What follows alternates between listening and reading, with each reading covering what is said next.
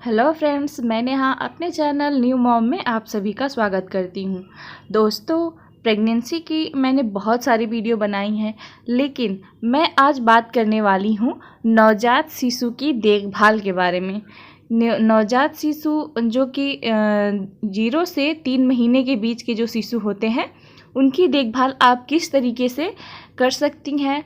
और जो new parents होते हैं, पहली बार पेरेंट्स बनते हैं, उनके लिए ये वीडियो बहुत ही ज़्यादा हेल्पफुल होगी और वो इन वीडियो को ज़रूर देखें। और प्रेगनेंसी में भी इस वीडियो को ज़रूर देखें, क्योंकि आप भी ज़रूर पेरेंट्स बनेंगे, तो आपको इन सभी बातों का जानना बहुत ज़्यादा ज़रूरी होता है। तो जो न्यू पेरेंट्स होते हैं, उनके मन में ढेरों सारे सवाल होते हैं कि उनको अपने बच्चों की देखभाल किस तरीके से करनी चाहिए, बच्चों को किस तरीके से स्तनपान करवाना चाहिए, बच्चों को किस तरीके से नहलाना है, बच्चों को किस तरीके से पकड़ना है, किस तरीके से उनको डकार दिलानी है। ऐसी बहुत सारी बातें होती है जो कि उनको नहीं पता होती है शुरुआती समय में। तो चलिए वीडियो स्टार्ट करते हैं। और जो हमारा इसमें 10 ऐसे सुझाव है जो कि हम अपना बताएंगे इसमें। तो चलिए वीडियो स्टार्ट करते हैं। पहली बार माता पिता बनने वाले जोड़ों के लिए अपने नवजात शिशु के साथ साथ शुरुआती कुछ महीने काफ़ी अस्त व्यस्त हो सकते हैं। आपको नवजात शिशु की देखभाल के बारे में हर तरह की सलाह मिलेगी और उनसे कुछ एक दूसरे के विपरीत भी होगी। नवजात शिशु की देखभाल के संबंध में किस सलाह को मानना चाहिए, यह तय करना बहुत ही दुविधापूर्ण हो सकता है। नवजात शिशु की देखभाल करना थका देने वाला एक चुनौतीपूर्ण होता है, लेकिन यह आपके जीवन के सबसे अद्भुत अतुल्य अनुभवों में से एक होता है। क्योंकि पेरेंट्स बनना, माता पिता बनना सबको बहुत ही ज़्यादा सुख देने वाला एक अनुभव होता है। तो ये तो आपको प्रेगनेंसी के बाद ये खुशी सभी को मिलती है, लेकिन अपने शिशु की देखभाल हमें किस तरीके से करनी है, चलिए इस टॉपिक पे बात करते हैं। तो जो पहला और जो सबसे महत्वपूर्ण होता है, वो होता है स्तनपान। तो प्रेगनेंसी के बाद जब हमारा बच्चा जब हमारी गोद में आता है, तो हमें सबसे पहले उसको स्तनपान कराना होता है। तो हमें स्तनपान किस तरीके से कराना है, हमको अपने बच्चे को किस तरीके से अपनी गोदी में लेना है और हमें कब तक उसको स्तनपान कराना है, इन्हीं सभी बातों पे चलिए बात करते हैं। तो जो पहला सुझाव है या पहला महत्वपूर्ण टॉपिक है, वो स्तनपान है। बच्चे को समय पर स्तनपान करवाना बहुत ही ज़रूरी होता है। एक नवजात शिशु को हर 2 से 3 घंटे में स्तनपान करवाया जाना चाहिए, जिसका मतलब है कि आपको 24 घंटे में उसे 8 से 12 बार स्तनपान कराने की आवश्यकता होती है।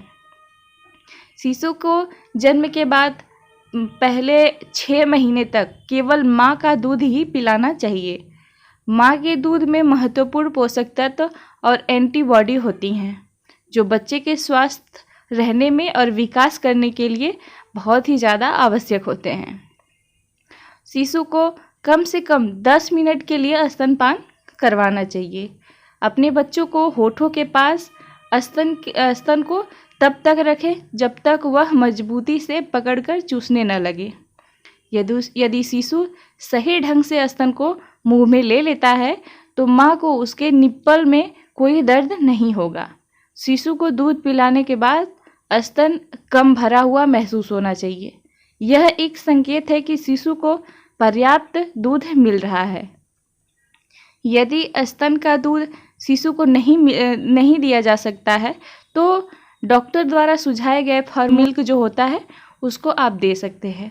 बच्चे को हर बार दूध पिलाए जाते समय 60 से 90 मिलीग्राम आप फार्मूला दूध उसको पिला सकते हैं। ये हो गया स्तनपान के बारे में। अगला जो है महत्वपूर्ण, वो है डकार दिलाना। स्तनपान कराने के बाद शिशु को दूध पिलाने के बाद उसे डकार दिलाना बहुत ही ज़्यादा ज़रूरी होता है।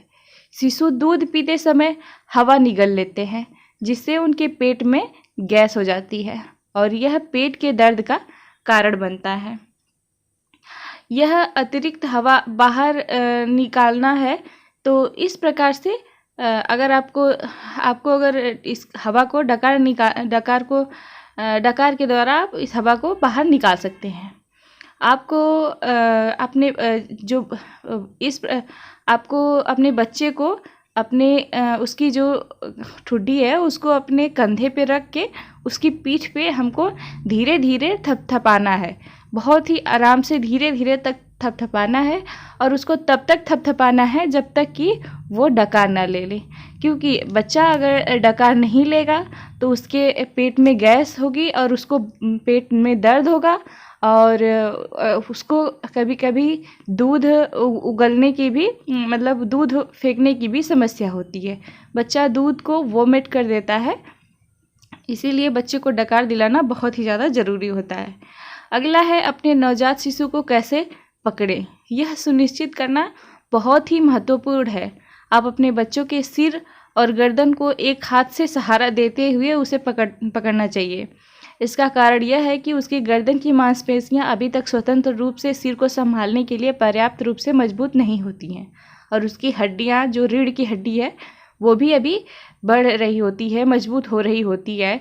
इसीलिए शिशु की गर्दन और उसकी जो पीठ की जो हड्डी होती है उसको एकदम अच्छी तरीके से प्रॉपर पकड़ना चाहिए। शिशु अभी पर्याप्त रूप से अपने आप को, अपने पूरे शरीर को अच्छी तरीके से संभाल नहीं सकता है, इसीलिए बच्चे को अच्छी तरीके से पकड़ना भी बहुत ही ज़रूरी पॉइंट होता है।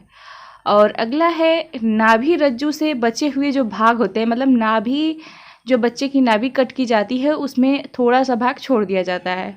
उस भाग को हमें किस तरीके से देखभाल करनी चाहिए। तो पहले महीने में नवजात शिशु की देखभाल का एक महत्वपूर्ण पहला पहलू होता है, वह नाभि रज्जू में बचे हुए भाग की देखभाल करना होता है। आप शुरुआती 2 से 3 हफ्तों के लिए अपने शिशु का स्नान न कराएं। इसके बजाय गुनगुने पानी से उनसे स्पंज स्नान दें। नाभि क्षेत्र को साफ और सूखे रखें। बच्चे के डायपर को नीचे मोड़ पर जो होती है उस पर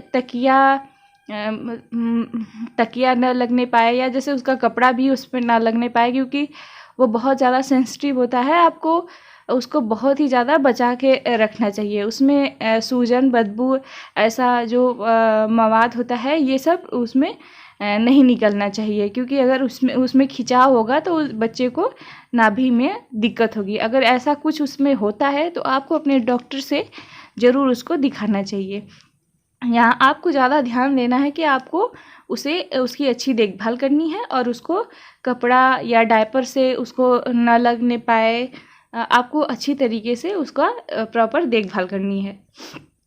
अगला है डायपर से जुड़ी कुछ देखभाल, मतलब आपको डायपर किस तरीके से पहनाना है और इनसे जुड़ी कुछ बातों पर हम देखते हैं।